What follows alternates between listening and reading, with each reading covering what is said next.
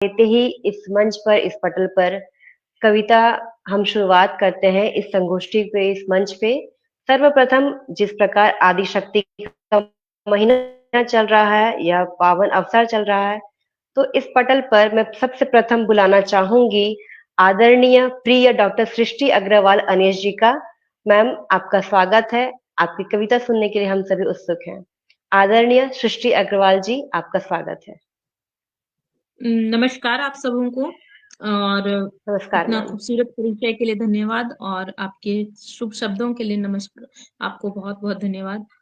मैं मंच को नमन करती हूँ और जितने भी हमारे दर्शक देख रहे हैं उन सबों को नवरात्रि तो बीत गई चुकी, लेकिन नवरात्रि और आज दशहरे का दिन है, तो दशहरे की हार्दिक शुभकामनाएं देते हुए मैं कहती हूँ कि मेघनाथ दशानन से प्राणियों का अंत हो और नारी अस्तित्व का हर दिल में महत्व हो। सलामत रहे दास्तां श्री राम सा सनम हो, सलामत रहे दास्तां श्री राम सा सनम हो, और सुरक्षित रहे हर शीता बस इतना सा करम हो। आप सबों को दशहरे की ढेर सारी शुभकामनाएं। जो भी हमारे दर्शक मंच पे देख रहे हैं, पटल पर उपस्थित सभी कविजनों को, और जो नहीं है उनको भी, आप सबों को दशहरे की हार्दिक शुभकामनाएं।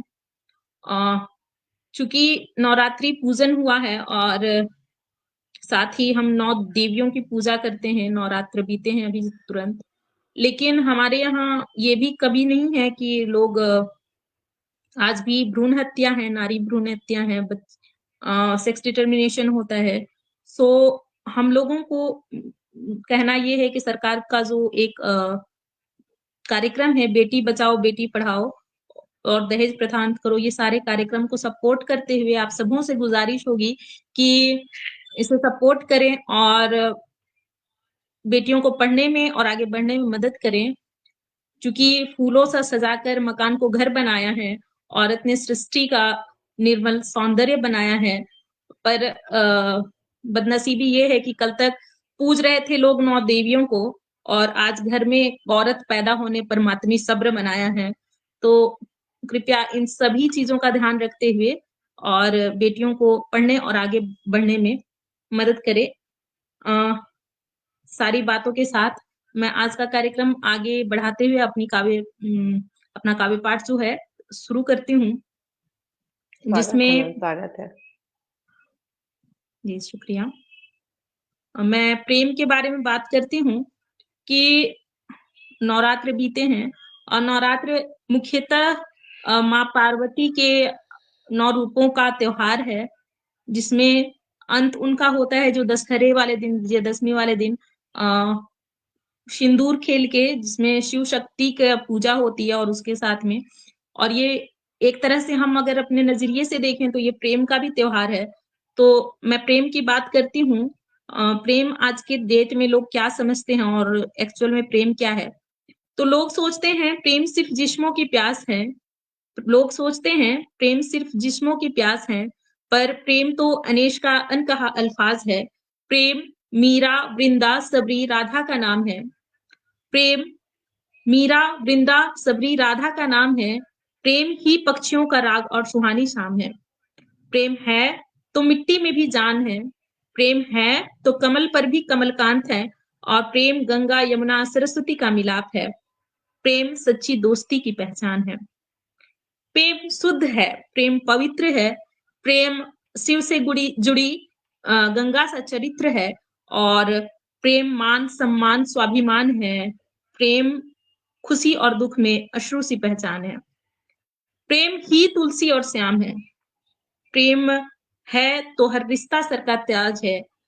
प्रेम सृष्टि के जीवन का आधार है, और प्रेम है तो संसार है, वरना कामिनी भी बदनाम है।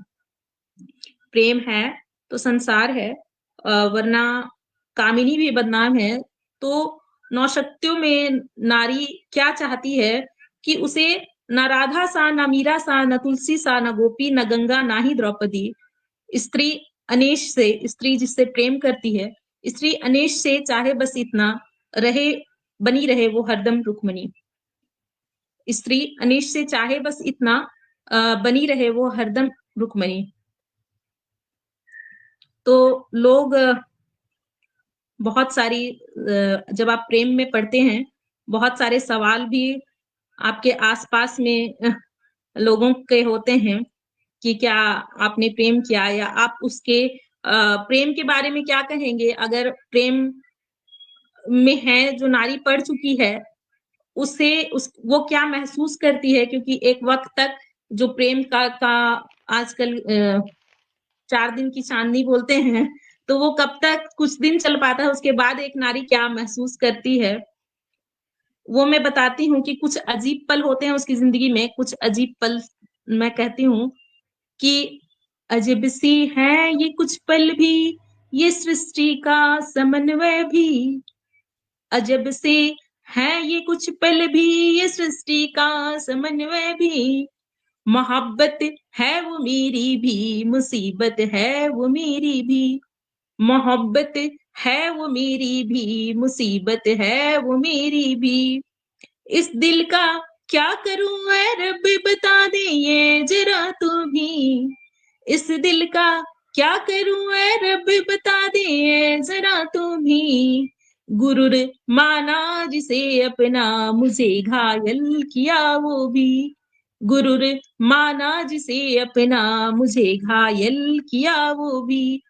मैं पत्थर सी जो रहती थी, जरा सी प्यार से पिघली। मैं पत्थर सी जो रहती थी, जरा से प्यार से पिघली। किसी आशिक के दस्तक से खुद को ही मैं खो बैठी। किसी आशिक की दस्तक से खुद को ही मैं खो बैठी। मैं खो बैठी जो खुद को ही, रुला बैठी मैं खुद को ही। मैं खो बैठी जो खुद को ही, रुला बैठी मैं खुद को ही। फ़क़त सैलाबी नखियों से बहा बैठी मैं खुद को ही। फ़क़त सैलाबी नखियों से महा बहा बैठी मैं खुद को ही। तो इसलिए मैं कहती हूँ कि इसके मोहब्बत मेरी आवाज़ आ रही है? जी, जी, बिल्कुल मैम, बिल्कुल, आ रही है। इश्क़े मोहब्बत की कुछ अपनी अदा होती है और सहमी निगाहें और इसका डर तो सज़ा होती है और महबूब को पाना भी कोई आसा नहीं साहब। महबूब को पाना भी कोई आसा नहीं साहब, प्रेम और इज़्ज़त बेज़ुबाँ होती हैं। इसके साथ ही जब प्रेम में पड़ते हैं और फिर जब एक इस प्रेम की मैं एक लड़के के दिल का हाल बताती हूँ कि जब लड़की छोड़कर चली जाती है और फिर कुछ दिन बाद अगर वो अपने प्रेम को अपने रकीब के संग देखता है तो वो क्या समझता है कि वो उसके दिल का हाल मैं कहती हूँ, उनकी बेवफ़ाई से मैं इतना गमगीन था। उनकी बेवफ़ाई से मैं इतना गमगीन था, मेरे नैनों में अश्रु थे, उनके संग मेरा रकीब था।